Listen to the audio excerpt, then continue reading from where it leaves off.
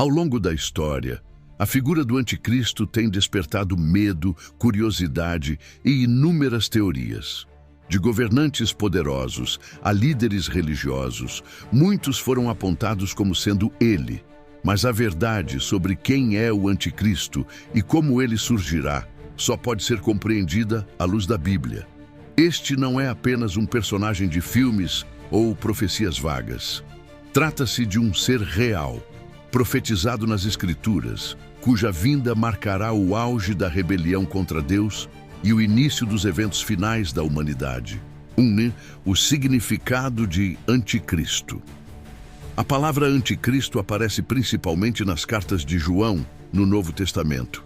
Em 1 João 2,18 lemos: Filhinhos, é a última hora, e como ouvistes que vem o anticristo, também agora muitos anticristos têm surgido.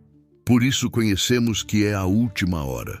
Aqui João explica que já existem muitos anticristos, pessoas, sistemas ou ideologias que se opõem a Cristo e à verdade do Evangelho. No entanto, ele também fala de um anticristo específico, singular, que virá no fim dos tempos. Esse será o maior opositor de Cristo, o líder mundial que enganará as nações. O prefixo anti, no grego, pode significar tanto contra quanto em lugar de. Isso significa que o anticristo será alguém que se opõe a Cristo, mas também tentará substituí-lo, colocando-se no lugar de Deus. 2. As profecias que anunciam sua chegada. O Antigo e o Novo Testamento falam sobre esse personagem de formas diferentes, mas complementares. Em Daniel 7 e 8, o profeta tem visões de reinos e governantes que surgem da terra. Um deles é descrito como um pequeno chifre que cresce e fala palavras arrogantes contra o Altíssimo. Ele perseguirá os santos e tentará mudar tempos e leis. Essa figura é um símbolo do anticristo, um líder político e espiritual que dominará o mundo.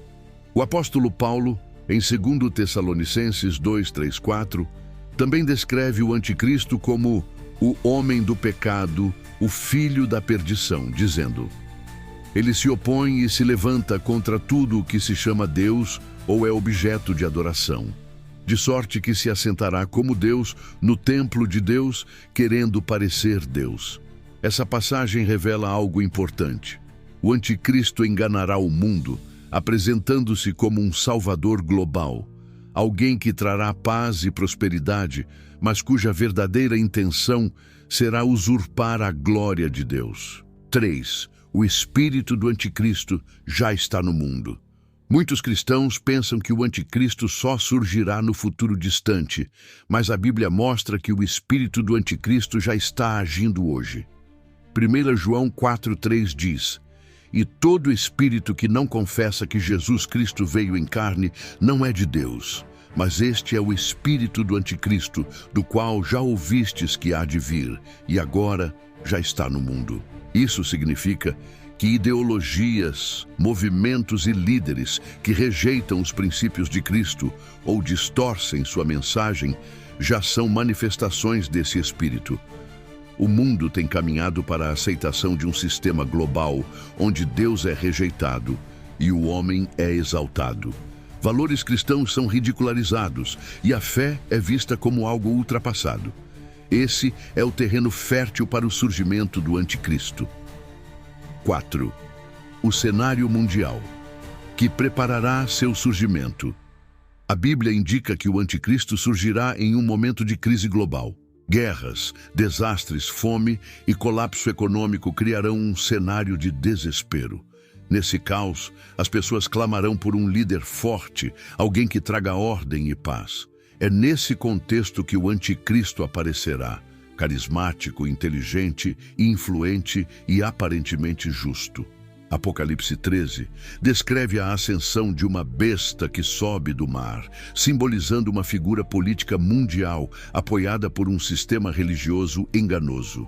Essa besta receberá poder do próprio Satanás e toda a terra se maravilhará após a besta.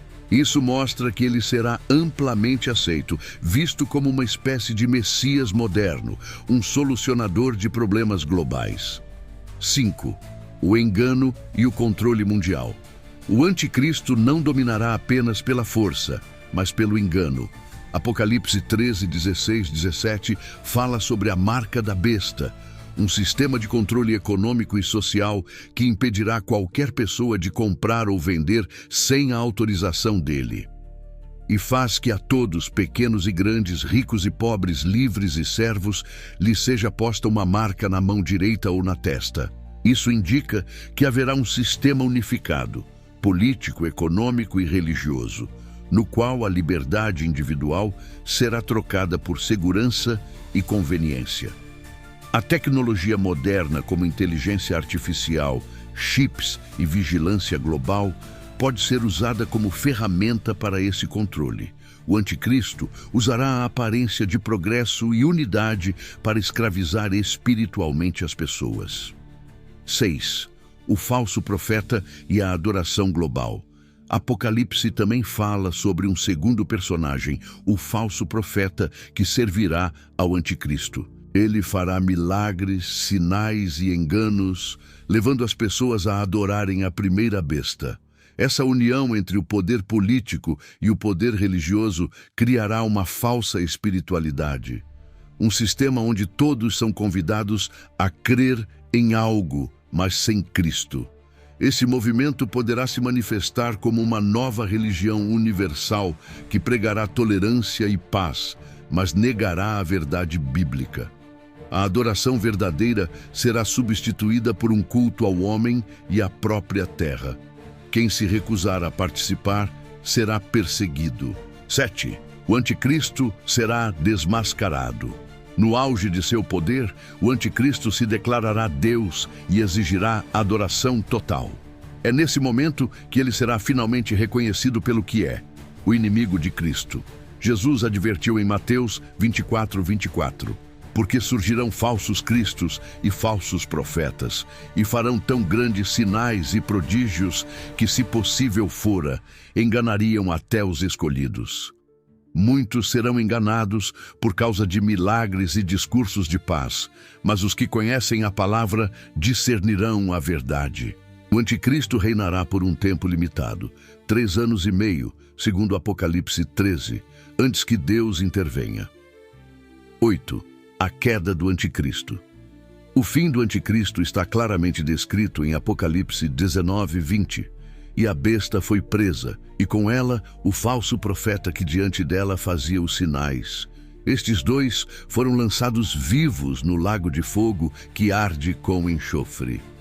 Quando Cristo voltar, ele destruirá o governo do anticristo com o sopro de sua boca. Todo o sistema de engano e rebelião cairá diante do verdadeiro Rei dos Reis. O reino de Cristo será estabelecido e todo joelho se dobrará diante dele. 9. O que podemos aprender e como nos preparar?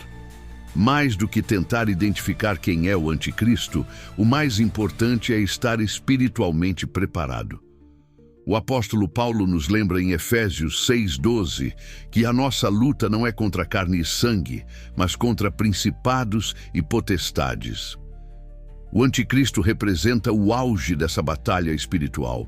Para resistir, o cristão precisa conhecer profundamente a palavra de Deus, pois o engano será grande. Permanecer em oração constante, pedindo discernimento e força. Guardar o coração da idolatria, pois o anticristo será adorado por muitos. Valorizar a verdade acima de tudo, mesmo que isso custe perseguição. O tempo do anticristo ainda não chegou em sua totalidade, mas o sistema que o sustentará já está sendo construído. Vivemos dias de preparação, onde o certo é relativizado e o errado exaltado. A fé verdadeira será o que separará os filhos da luz dos filhos das trevas. Conclusão. O anticristo será o clímax da rebelião humana contra Deus, um líder carismático que trará uma falsa esperança ao mundo cansado do caos. Ele virá prometendo paz, mas entregará destruição. Porém, Sua vitória será temporária, pois Cristo virá novamente e todo o engano será dissipado pela verdade. A Bíblia não revela o nome do anticristo, mas revela seu destino, derrota total diante do poder de Deus. Aos que permanecem firmes na fé, a promessa de salvação e vida eterna. Por isso, mais do que temer o anticristo, devemos nos apegar a Cristo, o verdadeiro Salvador, aquele que venceu o mal e reinará para sempre.